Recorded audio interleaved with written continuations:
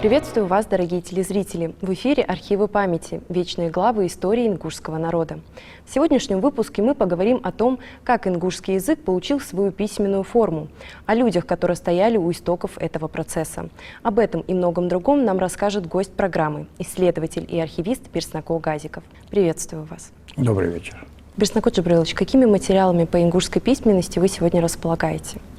Дело в том, что, изучая историю ингушского народа, мы, конечно, обращали внимание на письменные материалы, связанные с ингушским языком и с ингушской письменностью. Надо сказать, что ингушский народ, алгай, это очень древний народ с богатой материальной и духовной культурой. И в нашем языке есть такие термины, как юазу, акуалум, ижей, кеахат, то есть это название тех предметов, которые используются для письма. И это наталкивает на мысль, что в древности, в прошлом у нас была своя письменность. Ну и когда исследователи приезжали сюда, то, например, в 1811 году, когда приезжал Мориц фон Энгельгард, то он зарисовал и дал нам представление о храме Тхаба-Ирды. До него, правда, был еще и Штедер, но дело в том, что Мориц фон Энгельгард оставил также надписи, которые были на храме Тхаба-Ирды. Это первые публикации, связанные с письменностью. Они у нас имеются, да? Это вот письменность, у нас вот есть картинка такая, да, это вот его как раз есть. Это называется у него, она вышла, работала в 1815 году, Энгельгардс Безух bei den Галга-Ингушен, так и называется. И это, получается, зарисовка и фотофиксация, да? Да, и кроме того он написал, и вот эти надписи, это брали мы в архиве в Петербурге, вот эти есть надписи на Тхаба-Ирды. На самом деле их много, этих надписей, они датируются где-то 7 веком, где-то 9 веком, по-разному ученые оценивают их. Считается, что это грузинская надпись. Но дело в том, что многие слова еще требуют свое изучение, и надо их, видимо, прочитать на ингушском языке. Почему? Потому что многие слова на грузинском не имеют значения. Поэтому это вопрос для исследователей, это задача исследователей. Но в любом случае у нас присутствует памятник, древний памятник, на котором есть письменность. Позже, здесь побывали и другие ученые, Клапрот, здесь был Кох, другие, очень много было, особенно немецких исследователей. И все описывали ингушей, и в своих трудах они приводили примеры ингушской речи, слова ингушские, то есть оставили нам в память об этом. Но первый словарь, который выходил с ингушскими словами, это 1787 год, это сравнительный словарь всех наречий, это составлено еще при Екатерине. Все эти материалы у нас есть, мы их приобрели. Дело в том, что с развитием истории, науки, так сказать, у нас стали обнаруживаться другие материалы. И я хотел показать сегодня, это материал грузинского священника Григория Цамциева, который был здесь, в составе Осетинской духовной комиссии, занимались крещением ингушей в свое время. Но, правда, из этого развития не получилось, но дело в том, что он составил словарь. Здесь есть дата, 1846 год. Здесь приведены слова, более 1000 слов, ингушских слов. И этот исследователь, можно его исследователем назвать, священник Цамцеев, он оставил нам в память такое большое количество ингушских слов, некоторые из которых сегодня мы не употребляем. То есть можно использовать этот словарь и восстановить эти слова из его сборника. Это очень интересная вещь. Это мы находили в свое время, это лет 30 назад, в архиве в Санкт-Петербурге. И полностью скопировали, да? Да, полностью скопировали, и у нас он в полном. И собираемся издать его, потому что исследователи должны знать этот труд и использовать его в своих работах. Позже, мы видим, что занимался вопросами истории изучением ингушской истории и наш первый этнограф Чах Ахриев. Он оставил нам замечательные сведения и о языке, и о истории, и об эпосе, и о письменности. То есть все эти вопросы он затрагивал в своих публикациях.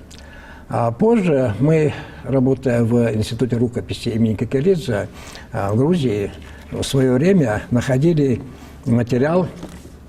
Материал, он связан с нашим этнографом Албастом Тутаевым. Мы взяли вот этот труд князя Бексултана Бараганова из архива в Грузии, но дело в том, что многие его работы, их достаточно большое количество, под общим названием «Галгаевский календарь», они были сохранены в свое время Мурадом Базоркиным, вот, и сын его Алаудин в свое время передал эти материалы в нашу республиканскую библиотеку, где они хранятся. Это очень ценные сведения. И здесь надо отметить, что это написано его рукой, он сам писал это все.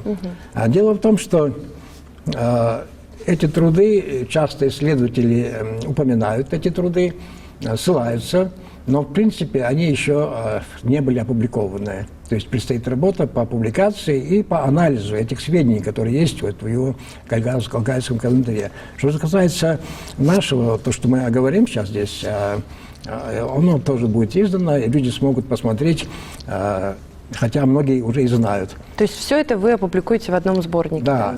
Но перед тем, как вот начать, я хотел сказать, что вот мы в свое время выпускали книгу «Взгляд в прошлое». Мы в 2002 году, здесь у нас есть статья, она, значит, называется «История ингушской письменности».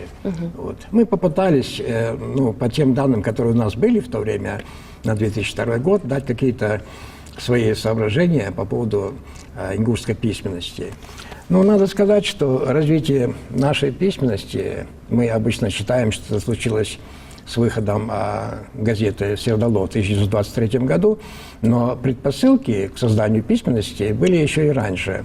Ну и большое, развитие, или, как бы сказать, толчок случился после открытия Назарамской горской школы в 1868 году. Поэтому, когда мы говорим вот в начале XIX века, вот мы знаем, что в свое время вот и Магомед Джибагиев, и Весенгрей Джибагиев, они, Весенгрей составил азбуку ингушскую на арабском языке, на основе арабской графики. А Магомед, он в свое время занимался сбором фольклорного материала, изучал язык, и несли свой вклад. Перед тем, как вот еще до того, как был составлен наш словарь, то есть наша письменность, графика, то были разработки Фомы Ивановича Гарипекина.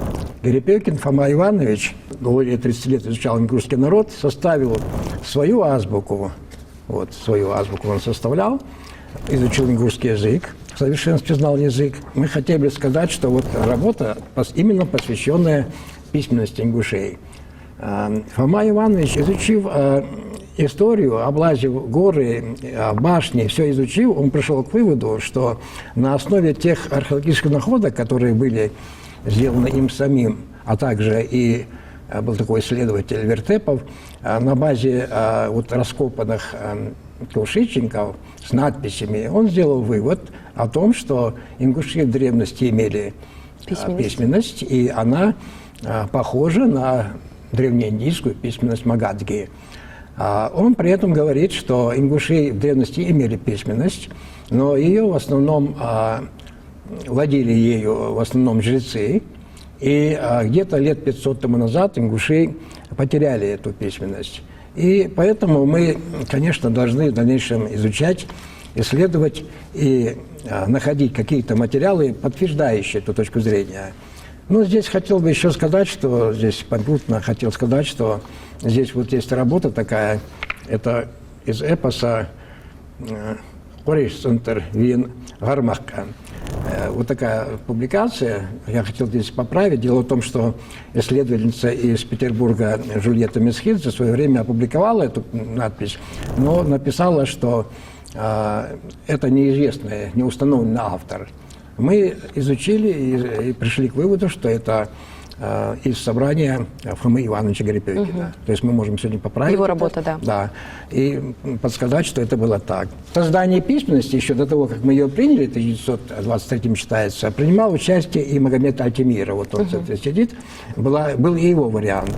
Но при рассмотрении вариантов по письменности нашей, варианты Альтемирова и Гарипекина были отвергнуты, и был принят вариант Заурбека Мальсагова. После того, как вышла газета «Седало», начинается бурное развитие печатных изданий, очень много словарей, публикаций, книг, переводов, то есть очень большое количество.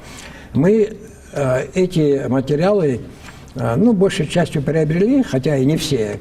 Вот, например, хотели сказать здесь, вот, например, книга, мы о ней не говорили, это вот автор Заурбек Мальсагов, Цакеев Мурцал, Аба Диша Шултаха Халхары Китаб. Вот. И здесь вот просто нам интересно, хотел показать, просто посмотрите, здесь вот как бы публикация, но с другой стороны здесь и рисунок. Рисунок – это башня Жайрахи. Это просто интересно, потому что это здесь вот, как говорится, сегодня не сохранилось. И в это время издаются многие публикации. Вот, например, у нас словарь, вот мы взяли обложку, это словарь Ужахова, 1927 год. Выходило много достаточно литературы. Сборник, литературный сборник, называется он «Ти-Сигиш». Это 1931-33 год. Все это, первая, азбука, она была латиницей. Поэтому здесь надо, конечно, читать, исследовать. Здесь очень много различных и стихотворения, и, в общем, много всего. Долго пересказывать, но надо будет это почитать. А вот еще одна публикация. Аббат, это уже Хашагульгов, Яндеев, Аушев. Посмотрите, здесь. То есть мы их привезли, и они требуют, конечно, изучения, исследования. Они очень полезны будут в работе сегодня тоже. Тем более, сегодня идет большая работа по возрождению ингушской письменности, да, языка. Ингушского языка, ингушской письменности.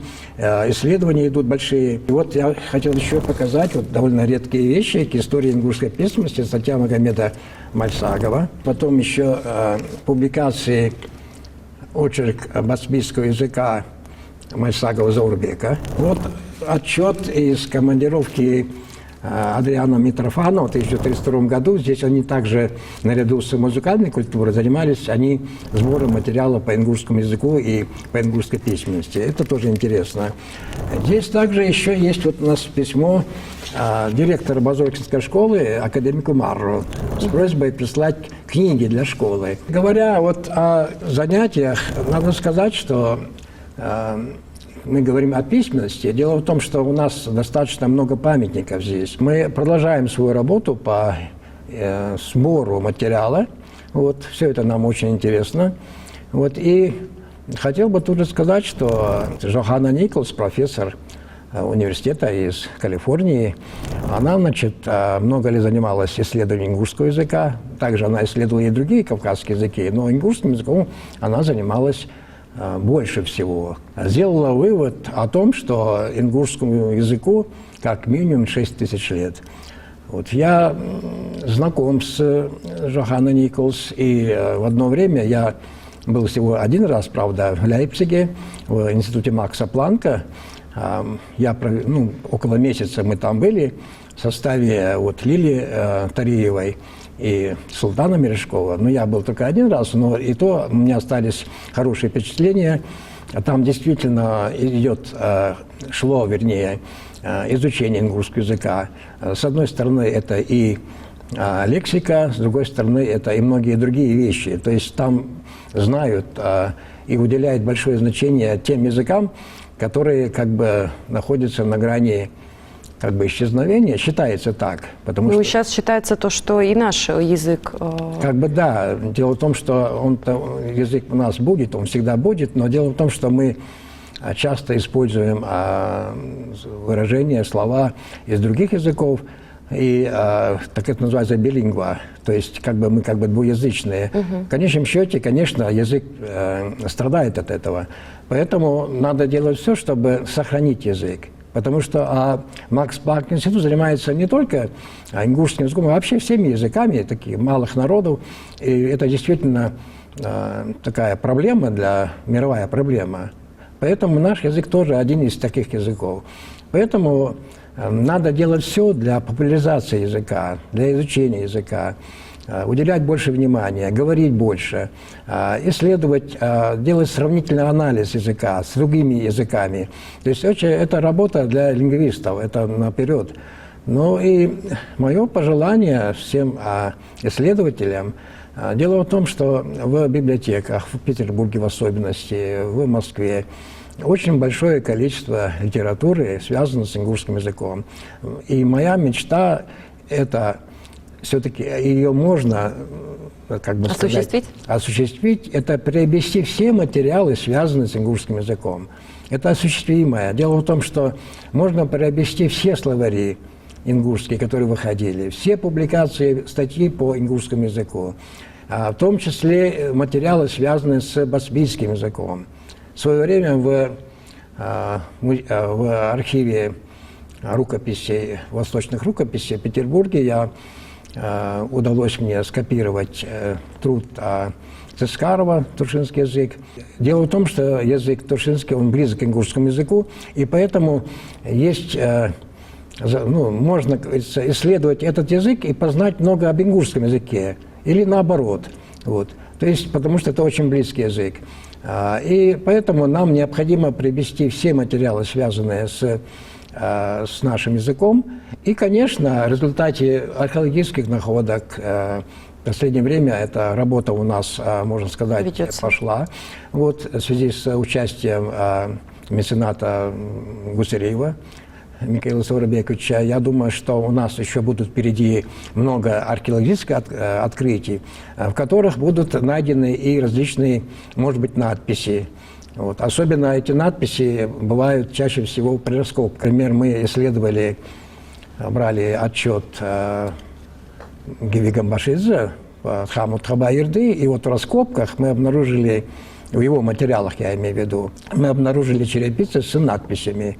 То есть нас еще ожидают большие открытия. Поэтому нужно работать, нужно исследовать, и нужно делать все для популяризации ингушского языка. Даже видя тот материал, который вы сегодня нам принесли, вы располагаете огромным материалом и для исследования, и для дальнейших публикаций. Мы будем ждать выхода вашего сборника и желаем вам успехов. Спасибо. Благодарим хранителей времени, которые день за днем открывают двери в прошлое, чтобы найти забытые факты, составляющие мозаику нашей истории. С вами были архивы памяти, вечные главы истории ингушского народа.